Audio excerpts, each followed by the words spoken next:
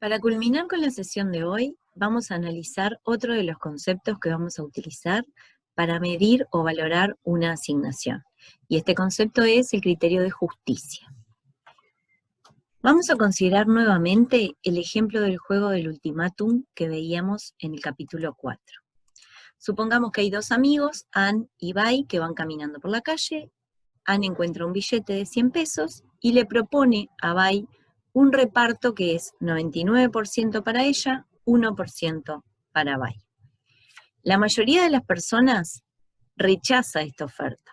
Ahora, como ya sabemos del capítulo 4, una persona que se mueve por interés propio, es decir, interés pecuniario, acepta cualquier oferta mayor a 0. Esto es porque lo único que le interesa es lo que está ganando. Ahora, si la mayoría de las personas rechaza esta oferta, no la rechaza por un tema de interés pecuniario, sino por un tema de valorar la asignación que le propone Ann como injusta. ¿Qué quiere decir esto? Es lo que vamos a ir tratando de ver, pero en principio vamos acercándonos y digamos, si Bai supiera que Ann está sin trabajo y él no tiene ningún problema económico, él podría aceptar igual esa oferta, porque en ese caso no la consideraría injusta porque conoce las condiciones en que Ann le hace esa oferta. Por otra parte también podría ocurrir que Ann le ofreciera a Bai el 50%, es decir, 50 pesos, y la oferta igual fuera injusta porque Bai sacó un revólver y le obligó a Ann a ofrecerle la mitad. Entonces, ¿cómo vamos a considerar injusta una asignación, o justa, digamos? Una asignación va a ser injusta, cuando el resultado del reparto es muy desigual, y esto es un criterio de justicia sustantiva, es decir, va a la sustancia del resultado, o por la forma en la que llegamos a ese resultado. Y este es un tema de justicia procedimental, es decir, lo que vamos a cuestionar son las reglas del juego, el procedimiento por el cual llegamos a ese resultado. Pensemos ahora en la justicia sustantiva. Nosotros podemos cuestionar un reparto en base a tres dimensiones, digamos, de la desigualdad. Pensar que el reparto es muy desigual en términos de dinero, o sea, ingresos o riqueza, como veíamos en el capítulo 1, es cierto que el PBI per cápita creció, pero hay muchos que ganan mucho, muy poco y otros que ganan mucho. Entonces podemos cuestionar la asignación porque fue muy desigual la forma en la que repartimos el dinero. Por ejemplo, una oferta 99-1 o una oferta 90-10. Podemos cuestionar el resultado también desde un punto de vista de mal reparto del bienestar. El bienestar, recordemos, no tiene que ver solo con el ingreso o con la riqueza, sino con cuestiones más cualitativas, como por ejemplo la calidad del medio ambiente, tener tiempo libre para realizar actividades que me gustan, etc. Sobre lo mismo, parecido, el reparto, digamos, desigual de lo que podríamos llamar la felicidad. Las personas que tienen problemas económicos, niveles educativos bajos, situaciones de vulnerabilidad económica, obviamente tienen malos ingresos, tienen un bienestar peor que otros y obviamente si no pueden elegir libremente su vida también son menos felices. Entonces estas dimensiones tienden a estar relacionadas. Pero lo que es importante acá entender es que los ingresos y la riqueza tenemos desde el punto de vista de la economía indicadores para medirlos, como son el índice de Gini y los ratios de desigualdad, por ejemplo, que los vimos en el capítulo 1, pero respecto al bienestar manejamos algunos otros indicadores más imperfectos, como por ejemplo el salario real de las personas, pero es un indicador imperfecto porque hay cosas que no mide, y sobre la felicidad no tenemos, en este curso no manejamos indicadores. ¿Qué es lo que queremos decir acá? Que la justicia o el juicio que yo hago respecto a la sustancia del reparto es algo subjetivo. Dos personas podemos tener criterios distintos y la misma asignación yo considerarla injusta y otro justa, ¿sí? Porque tenemos valores o cosas que juzgamos distintas.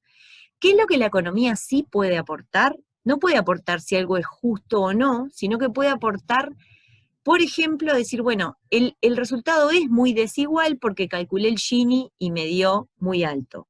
O el bienestar debería ser menor porque la calidad del medio ambiente es mucho peor para estas personas que para estas otras.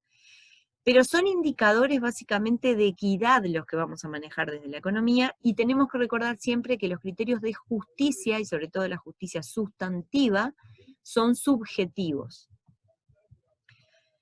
Respecto a la justicia procedimental, que son las reglas del juego, cómo llegamos a ese resultado, lo que importa es siempre que las reglas impliquen que el intercambio es voluntario y que se intercambió algo que se obtuvo por medios legítimos. Es decir, yo vendí mi casa voluntariamente porque quería, y mi casa yo la había obtenido en el mercado y con ahorros que tenía.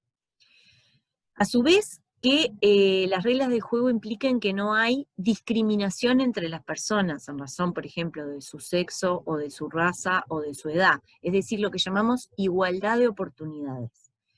Y las razones de mérito, esto es, por ejemplo, que las personas que no trabajan o que no participan en la producción de algo, igual se lleven parte de ese algo, ¿sí?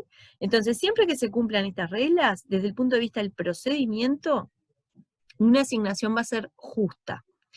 Por ejemplo, desde el punto de vista del juego del ultimátum, un juego del ultimátum siempre va a tener reglas del juego justas, desde el punto de vista del procedimiento, siempre que los proponentes elijan en forma aleatoria, es decir, yo no elijo al que me gusta a mí o a uno que es mi amigo, se juegue en forma anónima, no exista discriminación entre personas, y todas las acciones, rechazos y aceptaciones y ofertas que hace el proponente sean voluntarias.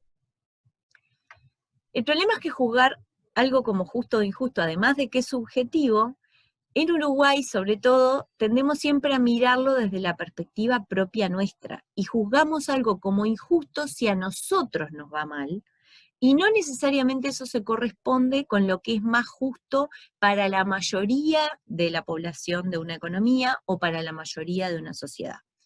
Pongámosle un ejemplo clarito.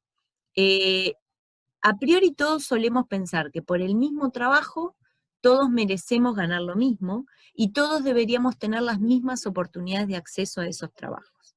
Ahora, si partimos de una realidad en la cual no hay igualdad de oportunidades y hay personas que son discriminadas, por ejemplo, por su raza o por ser mujeres, bueno, entonces quizás la política más adecuada no sea pararme desde el punto de vista de dónde estoy situado yo, para juzgar, por ejemplo, una situación, sino algo que un filósofo llamado Rawls nos proponía como el velo de la ignorancia. ¿Esto qué quiere decir?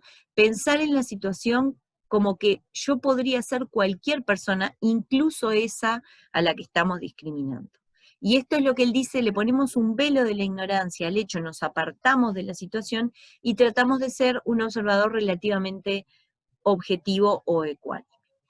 El velo de la ignorancia presupone primero que tenemos que entender que la justicia se aplica a todas las personas. Esto es, yo razono y emito un juicio y después me intercambio de lugar y pienso que soy el otro y tengo que ver si emitiría el mismo juicio. Luego, esto implica que nosotros vamos a emitir ese juicio presuponiendo que no sabemos en qué lugar estamos de la sociedad. Podríamos ser las personas más favorecidas o las personas menos favorecidas. Y luego, parados desde esa perspectiva, emitimos el juicio. Esto que parece tan complicado y de hecho no se logra en la mayoría de las veces, fue usado en Suecia para reformar el sistema de protección social de los suecos, que es uno de los sistemas paradigmáticos del mundo, y que de hecho llevó 10 años de trabajo y acuerdos entre partidos políticos. Y este fue uno de los mecanismos en los cuales se razonó a efectos de tratar de contemplar lo que a la mayoría de las personas le era más beneficioso, y no a lo que cada persona en particular, porque obviamente dentro de un conjunto, en una sociedad, una política pública puede implicar costos para algunas personas. Y nosotros ahora lo que vamos a recordar es que ninguna ciencia, y en particular la economía, nos va a otorgar criterios para juzgar la justicia de una asignación desde el punto de vista totalmente objetivo.